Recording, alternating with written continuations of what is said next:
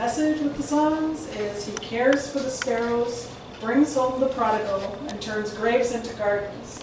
He is worthy of praise. Amen.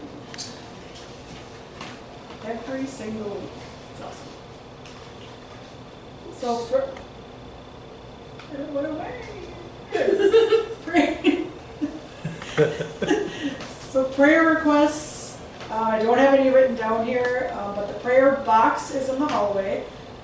So the prayer box is any prayers that are to be between you and God only, you and God alone.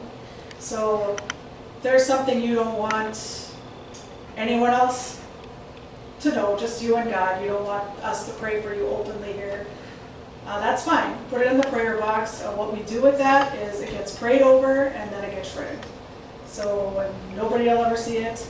Those are just prayers between you and God. If you do want us to pray with you, just bring us any prayers and we can pray during church service here on Sundays or Wednesdays, or we can just go and pray with you in private or whatever you want us to do. We'll be happy to do any of those things. For updates, this Friday is a Stretching Your Money segment, right? Is that what it is, basically? At 6:30. Amy does it here. She's our Sunday school teacher, and she does those little tutorials, I guess, so to speak, as well, on how to help you with saving your money, stretching, making your money stretch. Really interesting, so come on out this Friday at 6:30 if you can make it.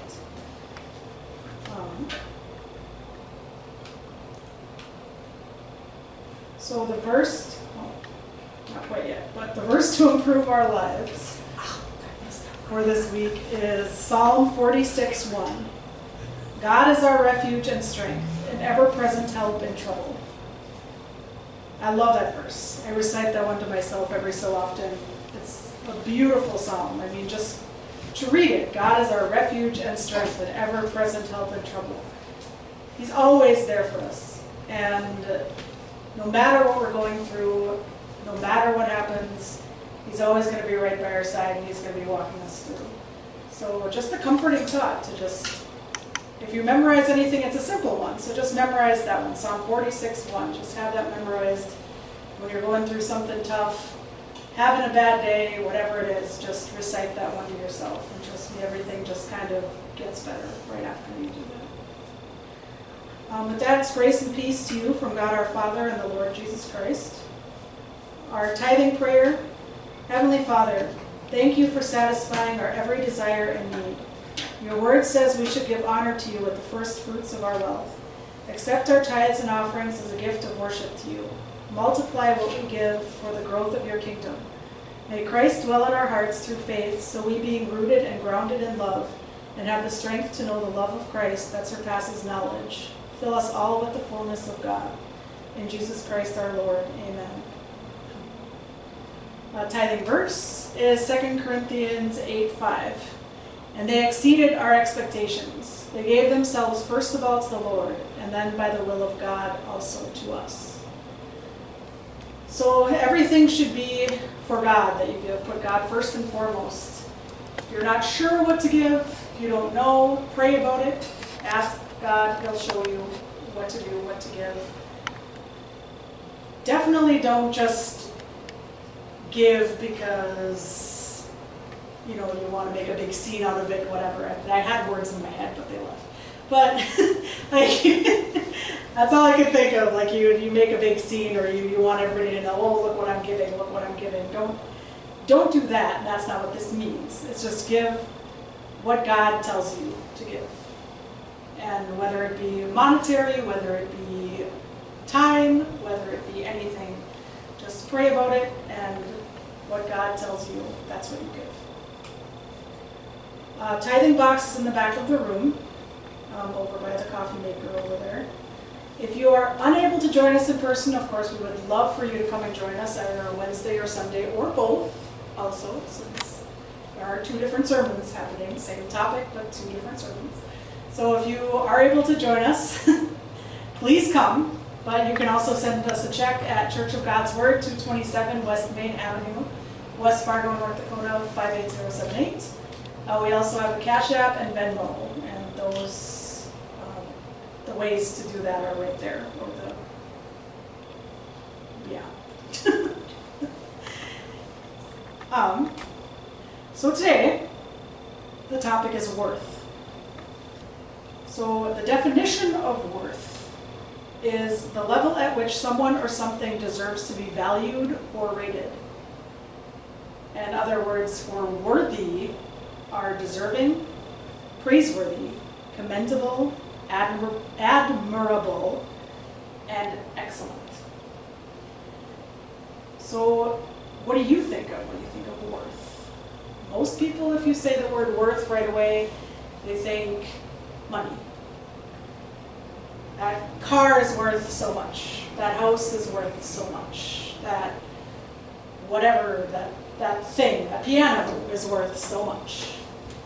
That's what people think of when they think of worth. Well, what makes us worthy then? Is it how much money we have in the bank? How much we're worth monetarily? No. So what gives us worth and makes us worthy is that we're made in the image of God. That's what makes us worthy. He made us in His likeness, in His image, and He loves us. And that's the only thing that makes us worthy. And God, of course, is worthy of all of our praise, of all of our admiration, of all of our everything.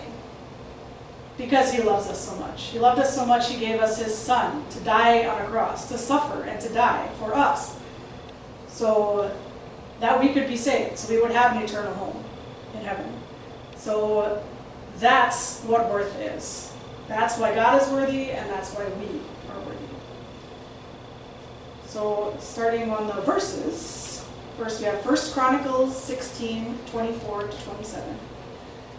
Declare His glory among the nations, His marvelous deeds among all peoples. For great is the Lord, and most worthy of praise. He is to be feared above all gods. For all the gods of the nations are idols, but the Lord made the heavens. Splendor and majesty are before Him. Strength and joy are in His dwelling. So one big thing to get out of this is there is no other God. But God is the one and only, the God who made the heavens, the earth, everything. Everything else, all the other idols that people worship, all those others are just things. They're literally things. People stand in front of a wooden pole, or they stand in front of some weird-looking little guy, or they stand in front of a plant or a tree or whatever it is, and then they praise them and they worship them. What's that thing going to do for you? What do you expect that thing to do for you? Do you expect him to just come to life and be like, okay, I bless you, I bless you? It's not going to happen. Not going to happen. God is the only God. And I know people say that different things happen. We just talked about this the other day, that different things happen. There was this big bang, and all this stuff happened, and people came from gorillas or whatever. But the further, and we were talking about that, and it came to be the further that you go back with all of those things, the question continues, well, where did that come from? Well, where did that come from? Okay, so this happened, so where did that come from? And nobody ever really gets to the beginning of that, of where everything actually came from. So how do you explain it? You can't. The only way to explain that is that there is a God in heaven who made everything and controls everything. That's the only way to explain any of that stuff. None of this other wooden, plastic, whatever thing that you're worshiping, and that thing's not going to do anything for you, so just throw it in the trash. It's not going to do anything. You need God to handle all of your problems, to handle everything in your life. Job 28:13-17. No mortal comprehends its worth. It cannot be found in the land of the living. The deep says, it is not in me. The sea says, it is not with me. It cannot be bought with the finest gold, nor can its price be weighed out in silver. It cannot be bought with the gold of Ophir, with precious onyx or lapis lazuli. Neither gold nor crystal can compare with it, nor can it be had for jewels of gold. So Job, alone, that's one to, you want to hear about suffering. You read Job, poor Job, what he went through, and still praising God. If you read the book of Job. It's a good read. I mean, that man went through so much, and to still come out praising the Lord is a true testament of what we should all be like. But here he's talking about wisdom. For the worth and cannot be found in the land of the living. It's wisdom. So, sure, we can be wise. I mean, what would you say is wisdom? What would you say be wise? I mean, I would say I'm pretty smart, I guess. I went to college. You know, I got a little bit of smarts. People have street smarts. People have book smarts, sure. But does that really make you wise in everything? No. Wisdom comes from God, and you have to ask God for wisdom.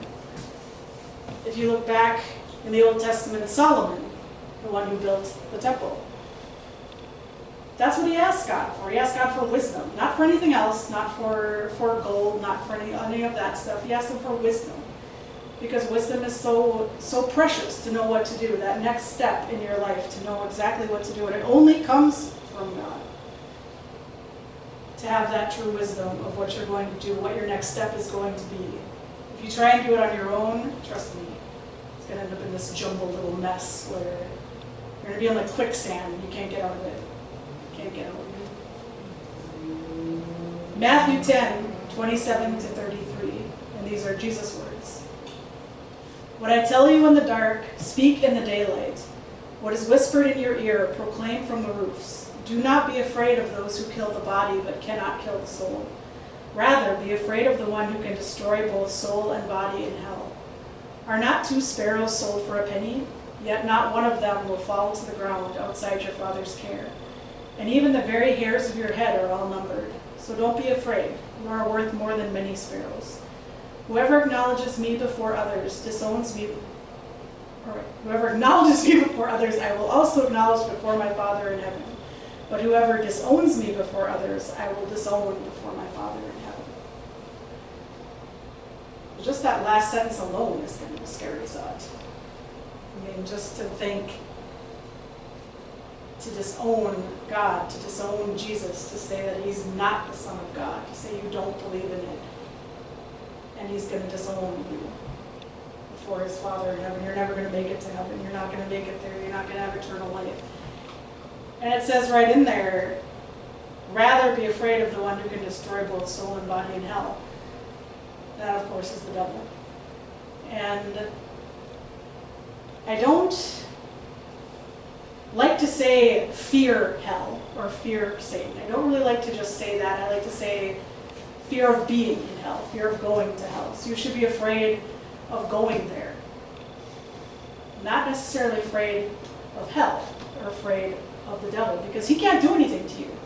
So if you believe in God, you're a true Christian, you believe that Jesus died for your sins, you believe that you're saved, the devil can't touch you.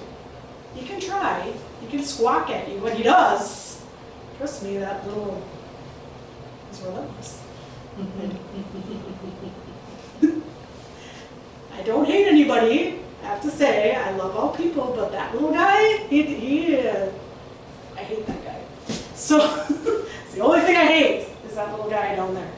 So, but don't be afraid of him, because he can't do anything to you. He'll yell at you, he'll squawk at you, he'll try and come at you, and he'll, whatever, but you don't have to be afraid of him. God's got you.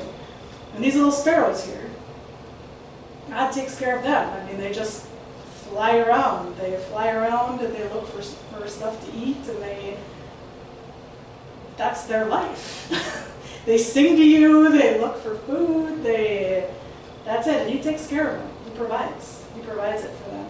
So if he's going to take care of this little guy right here, he's going to take care of you. Imagine how he's going to take care of you. The one that he actually made in his likeness, and the one he loves above everything else. Imagine how he's going to care for you if he cares that much for these little birds. Matthew 10:37-39. Jesus' words again. Anyone who loves their father or mother more than me is not worthy of me. Anyone who loves their son or daughter more than me is not worthy of me. Whoever does not take up their cross and follow me is not worthy of me. Whoever finds their life will lose it, and whoever loses their life for my sake will find it. So it just means God above everything. God above all else. I mean, of course you love your father and mother. Of course you love your son and daughter. Of course you love others, but Jesus, that's who you love first. That's who you love most of all. Comes before everything else. And some people look at that, I guess, as being selfish in a way. People say, I mean, I love my mother more than anything else. I love my significant other. I love my son, my daughter, and everything. And yes, you should.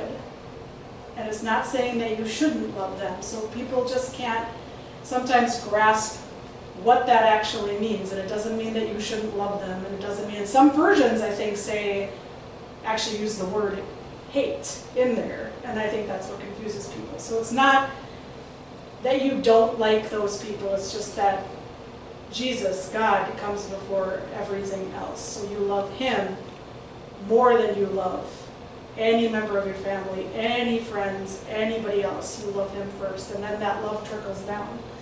If you love God and you love Jesus above everything, you're going to love others the right way if you love him above and love him first. And whoever finds their life will lose it. Whoever loses their life will find it. So it's not actually losing your life.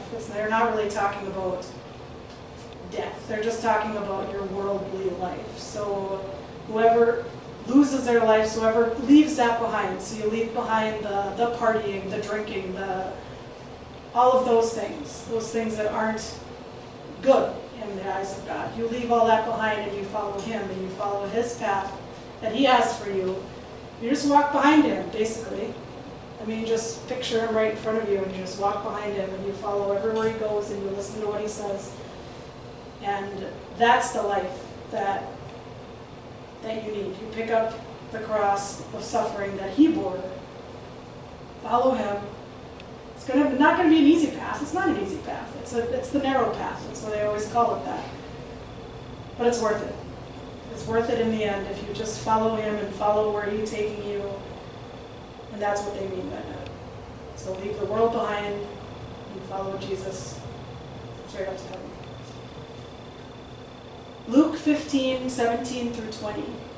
Jesus' words again. When he came to his senses, he said, "How many of my father's hired servants have food to spare, and here I am starving to death? I will set out and go back to my father and say to him, 'Father, I have sinned against heaven and against you. I am no longer worthy to be called your son. Make me like one of your hired servants.' So he got up and went to his father. But while he was still a long way off, his father saw him and was filled with compassion for him. He ran to his son, threw his arms around him, and kissed him." So this, of course, is one of Jesus' parables. And this is the prodigal son. So the prodigal son had left. So the backstory on that, there were two sons, and he asked for his share early so that he could go and take it and go live the life that he thought he wanted to live. So the father agreed and gave it to him. So he went and he spent all of his money partying. Spent it all right away, partied, and then he went to go work somewhere because he didn't have any money left. So spent it all, he went to go work and realized that he had nothing anymore. He had more when he was with his father. He still had all the wealth, he still had all the comfort, he still had everything that he wanted, everything that he needed he had there. And now he's basically like feeding pigs and wishing that he could even eat their food. And so he's like, this is not the life that I thought I was going to lead. This is not the life that I wanted. So he goes back to his father and thinking that his father is going to say, well, you left. You left. So I don't want you to come back. That was your decision. That was your choice. You went and you spent all your money. You squandered everything away. I don't want you back. That's what he thought he was going to say. So he goes to his father and he just says, forgive me for what I did, and please take me back. So it's one of his parables, but he's actually talking about God. He's talking about his Father in heaven, not just this earthly father and son duo. So that's what it is for all of us. So very, very comforting story, at least I think. So you can go off and you can decide, I don't know, I think I like this life a little bit better. I think I like this party. I'm gonna go do that. And God, sorry, but I love you, but yeah. And you go and you drink and you have fun, and you have fun for a while, and you have fun with your friends, and all life is great, and then bam, something happens, because that only lasts for so long. And you come down in that crash. And you're like, okay. So I think it was a little better over here. And you kind of come tiptoeing back and you're like, so God, it's me again. Remember me? I screwed up yet again. So human nature thinks there's a limit. He's not ever going to. There's a limit to it. You went off, you left, you did all these things. He's never going to take you back this time. Well, good news. He will. Every single time he's going to be like this guy, and he's going to come running out with open arms, and he's going to welcome you back and be like, I've been waiting for you, and I thought you were never going to come back. That's what he's going to say. And you're going to run into those arms, and you know what? They're going to throw a big party. This guy threw a big party for his son. And that's what they're doing in heaven when you do that, when you come running back. There's a big party going on up there, so you want to be a part of that when the prodigal son returns. Romans 8:18-19. I consider that our present sufferings are not worth comparing with the glory that will be revealed in us. For the creation waits in eager expectations for the children of God to be revealed. So when we die, and we go to heaven, we're going to get all new bodies. So this is all going to be, this is just a shell. So we're all going to get brand new bodies, and we're going to have, as it says in Romans in that same chapter, full rights as God's adopted children. So everything. So going back to that prodigal son story, so everything that God has in his kingdom, everything that he owns is going to be ours. We're the heirs. We're God's heirs. And everything is going to be given to us. We're going to be his children. And the suffering that we have here is only a short time. We're only here, it's temporary. This is our temporary home. We're actually citizens of heaven. Does that sound amazing?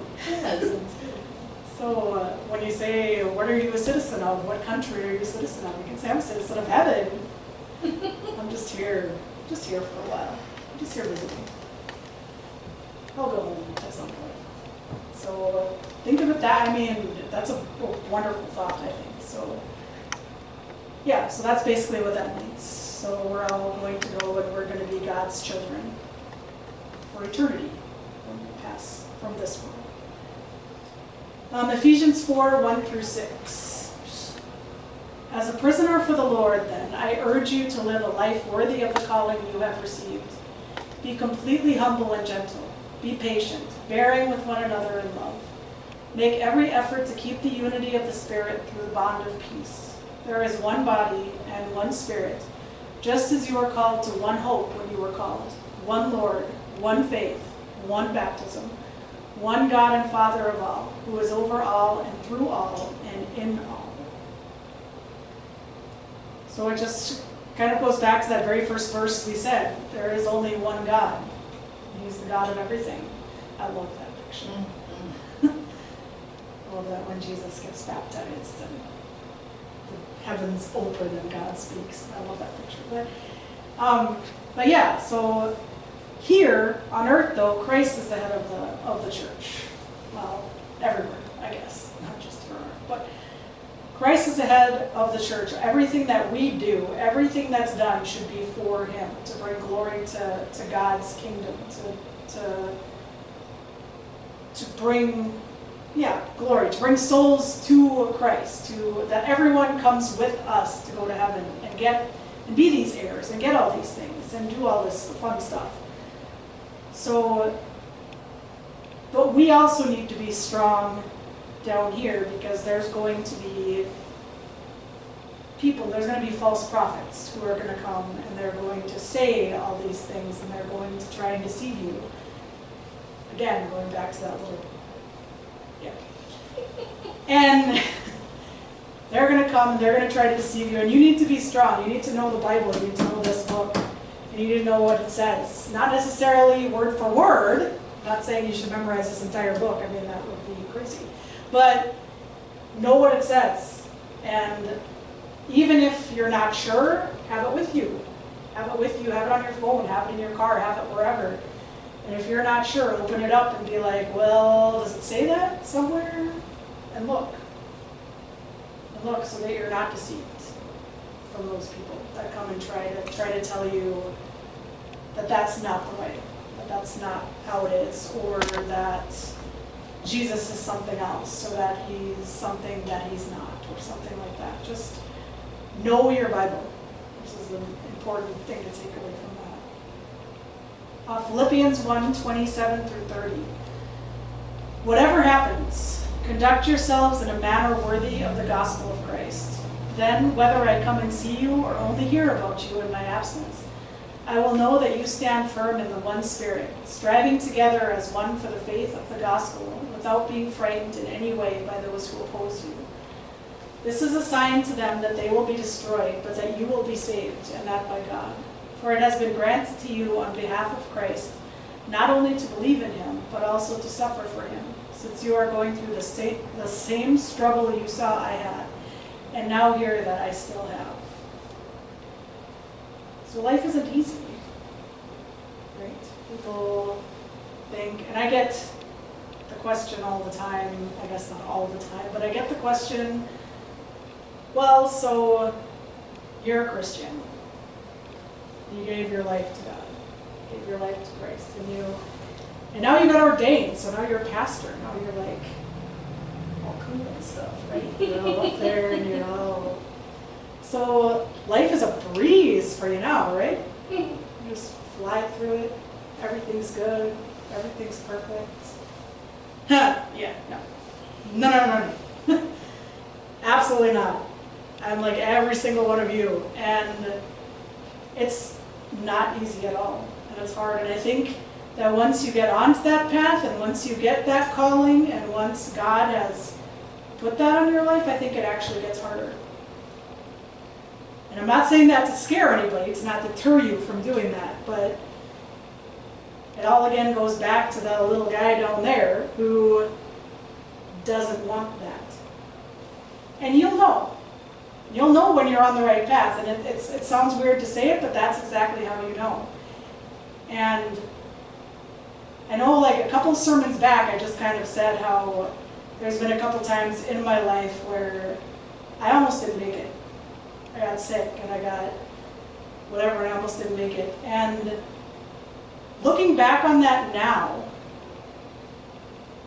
I know that something big is in store for me. Not just what I'm doing right now. I mean, this is big for me. Trust me. Never imagined myself big up here ever. But not just this, but something else and something big. And I've had the feeling for a while something big is coming, and I don't know what it is. But looking back on all of that now, I can see it, that he wanted to get rid of me, basically, when I think of it now. There's some reason that he didn't want me around. And I don't know what that is, but I'm anxious to find out. Because I know it's going to be big, and I know it's going to be good, and that God's going to use me for something huge for his kingdom. And he doesn't want it to happen. And that's exactly what it is. He doesn't want you to go down that path. He doesn't want you to lead people to Christ. He doesn't want you to go to heaven. He doesn't want you to be happy in all of eternity. Of course he doesn't. He's miserable, burning down in hell. So he wants you to do that with him. He wants you to be miserable with him. He'll make it look good for now, but then he'll drag you down there and you'll be in hell for eternity in burning fire. How nice does that sound? No, you don't want to do that. Trust me. So life is not easy, but God never said it would be. But what he did promise all of us is that he is going to be there, right by our side. Anytime that we go through something, he'll be walking right beside us, and he'll walk us through any struggle that we could possibly have. Colossians 1:9-12.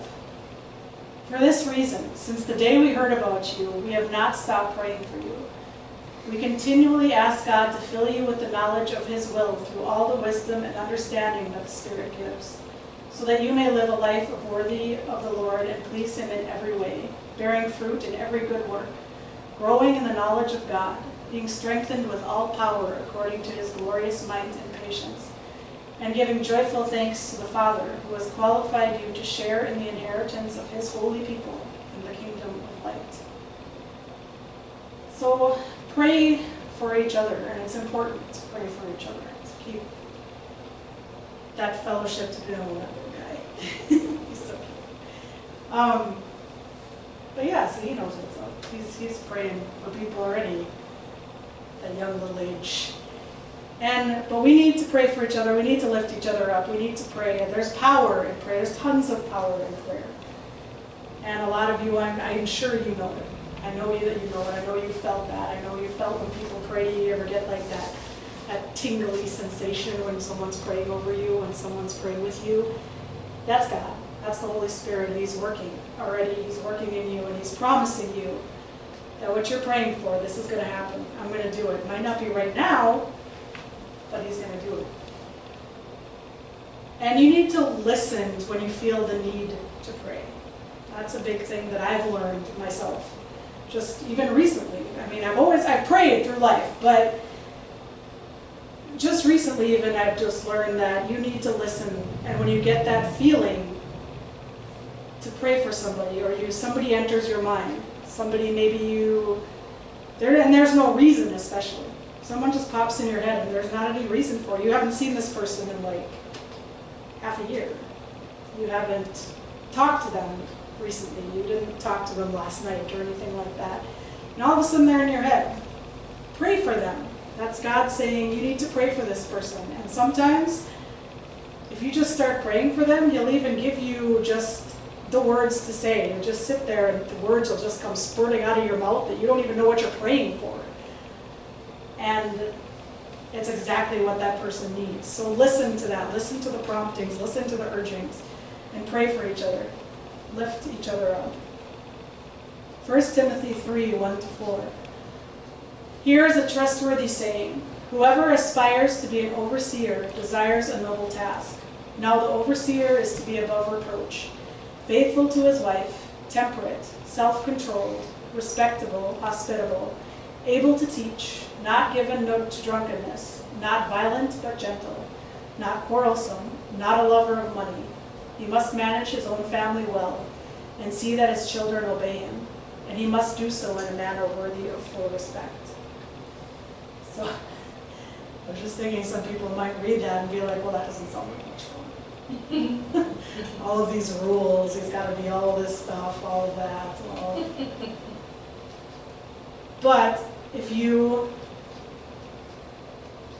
are a true Christian, it's going to be easy. And basically, it's all it's saying is to be a good example to others. So, and you'll know, I mean, if you have given your life to Christ, it comes pretty easy. It comes pretty easy to follow him. I mean, yeah, you get the temptations. Yeah, you get the devil squawking in your ear. You get him saying to go this way or to try and pull you this direction. But it's actually, it gets easier though. As deeper into the relationship with God as you get, it gets easier to, the more you love him, I guess I should put it that way, the more you love him, the more you want to do his will. The more you want to please him, the more you want to do those things. And it gets easier, and the more the things of the world, the more those other things start to not feel right. And they start to not sound right. And they start to sound like not much fun. So just continue on, loving God, just love him, deepen the relationship, read your Bible, pray, and those things will come. 1 Timothy 3:8-12. So going down a little further in that chapter. In the same way, deacons are to be worthy of full respect, sincere, not indulging in much wine, and not pursuing dishonest gain. They must keep hold of the deep truths of the faith with a clear conscience. They must first be tested, and then, if there is nothing against them, let them serve the deacons. In the same way, the women are to be worthy of respect, not malicious talkers, but temperate and trustworthy in everything. A deacon must be faithful to his wife and must manage his children and his household well. So basically, just the same thing. Be a good example. Love God above all else. Follow him and know what his will is for your life. And he'll guide you. He'll show you what that is. And just not malicious talkers. So basically that's gossip. So when we were talking about that on Sunday too, that's just don't do it. I mean, it's tempting, of course it is. Somebody comes to you and they're like, did you hear what so-and-so is doing? Of course there's that part of you that's like, oh yes, I'd love to know. But don't, just say, no, I don't want to know. Just go away. And that's what they mean by malicious talkers. But yeah, just follow God's will and you'll be okay. Hebrews 3:1-6. Therefore, holy brothers and sisters who share in the heavenly calling, fix your thoughts on Jesus, whom we acknowledge as our apostle and high priest. He was faithful to the one who appointed him, just as Moses was faithful in all God's house. Jesus has been found worthy of greater honor than Moses, just as the builder of a house has greater honor than the house itself. For every house is built by someone, but God is the builder of everything. Moses was faithful as a servant in all God's house, bearing witness to what would be spoken by God in the future. But Christ is faithful as the Son over God's house, and we are his house, if indeed we hold firmly to our confidence and the hope in which we glory. So we are God's house. Like it says in there, the builder gets the praise for building. So you can say, a house looks great. You go and drive by a house and you say, boy, that house looks really great. Well, the house didn't build itself. So yeah, the builder gets the praise for that, right? If you say, so-and-so built that house. Oh wow, they do a really good job. So it's the same thing. So we are God's house, and God is our builder. He built the house, and he gets the praise because he built a masterpiece, which is us. That's how he views us. We are his masterpiece, and we're his house. So we are built to his specifications also. So again, people who, you might not like everything about yourself, I guess. People go and they say, well, I hate my feet, or I wish I had eyes like that person. I wish I had that person's hair. Why did my nose? It's awful. Do you see this thing on my face? Well, God made you, and he made you to look like that, and he made you specifically. You are his masterpiece. He made you to those specifications. He picked out your nose specifically, and your hair, and your eyes, and your feet, and everything, and he loves you very, very, very, very much. You are his masterpiece. So don't sit there and hate any part of yourself, because God loves you, and you are made exactly the way that you are supposed to be, and exactly the way that you are supposed to look and feel and act and do. So Revelation 5:1-5. Then I saw on the right hand of him who sat on the throne a scroll with writing on both sides and sealed with 7 seals. And I saw a mighty angel proclaiming in a loud voice, "Who is worthy to break the seals and open the scroll?" But no one in heaven, or on earth, or under the earth could open the scroll or even look inside it. I wept and wept because no one was found who was worthy to open the scroll or look inside. Then one of the elders said to me, "Do not weep. See, the Lion of the tribe of Judah, the Root of David, has triumphed. He is able to open the scroll and its 7 seals." So this is that song we sang earlier, the "Is He Worthy?" A beautiful song. I love that song. And it just kind of, yeah, that's the scroll, and it just shows in there so that when they start opening the scroll, it's going to be the start of the end, basically. So before Jesus comes back and makes the new earth, and we're going to have the new Jerusalem, we're going to have everything's going to be new. So we want that scroll to be opened, and that's why they say, "I wept and wept and wept," because nobody can open it. So nobody can open it. We're stuck here. we're just going to be, stuck nowhere. But then the elder comes and says, "Don't weep. Look at the Lion of the tribe of Judah, the Root of David." And we know who that is. It's Jesus. He died for us. He became that sacrificial lamb. And he died on the cross. And he never sinned. And he was pure. And he triumphed over everything. He was tempted and he prospered. He was beaten. He was hung on a cross. And he got through it. And he did it all for us. To take on all that sin. And he did it. And he rose again. And he defeated death. And he is worthy to open the scroll. So Jesus, that sacrificial lamb, the Lion of Judah, the Root of David, he's worthy enough to open that scroll. So he's going to start opening those seals, and that's going to give us eternal life. And that's why in Revelation, all of earth and heaven and everything praises Jesus. They praise God day and night because he's giving us eternal life. So once we leave this earth, it's fine. We go to our eternal home, our forever home. Forever with God, forever with Jesus, which is an amazing thought, right? Amazing. At least I think so. Citizens of heaven, remember that. Citizens of heaven. So with that, thank you, Lord, for your sacrifice. Thank you for all that you do for us every day. That you walk beside us, that you hold us in your arms, that you love us and cherish us and are with us always, and able to open that scroll and give us eternal life.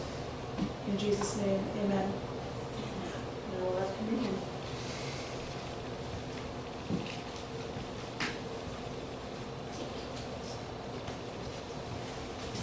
I have to do this without my glasses.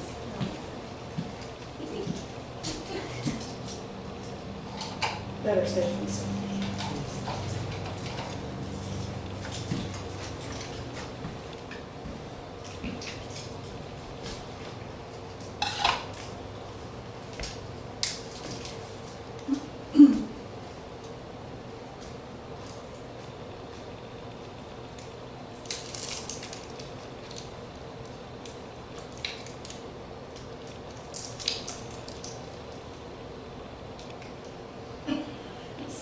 Sorry, everything just looks so fuzzy back there when I wear these. So I was, yeah, anyway. So, focus for a second. For I pass on to you what I received from the Lord himself. On the night when he was betrayed, the Lord Jesus took some bread and gave thanks to God for it. Then he broke it in pieces and said, "This is my body which is given for you. Do this in remembrance of me."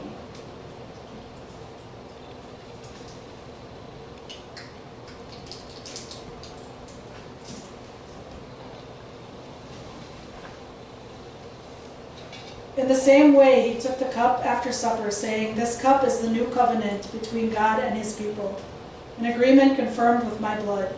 Do this in remembrance of me as often as you drink it. For every time you eat this bread and drink this cup, you are announcing the Lord's death until he comes again." In Jesus' name.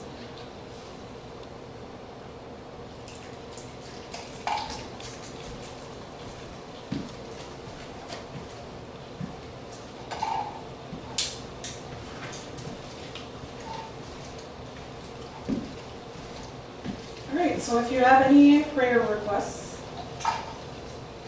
or you just want to chat, whatever, reach out to us at any of these following outlets here. Email churchofgodsword@outlook.com. Phone number is 701-639-6240. Or stop in during office hours, Tuesday through Friday from 10 to 2. That's when the office hours are. I mean, you can stop by any time, but if it's not in those hours, we won't be here. So stop in during the office hours. 227 West Main Avenue in West Fargo. So now, if you like what you've heard, and you think that being a citizen of heaven sounds wonderful, and that you wish to give your life to Christ and make that decision, the most important decision of your life, repeat after me. Lord Jesus, come into my heart. Lord Jesus, come into my heart. I repent of my I sins repent of my sins. and make you my Lord and Savior. And make you my Lord and Savior. In Jesus' name, amen. In Jesus' name, amen. And now you are saved, and you will be in heaven with all of us. Yay! And with that, we have one more. So we look forward to seeing you at the next church service, of course. Sunday at 10, Wednesday nights at 7. Thank you for coming. God bless you, and we have another song.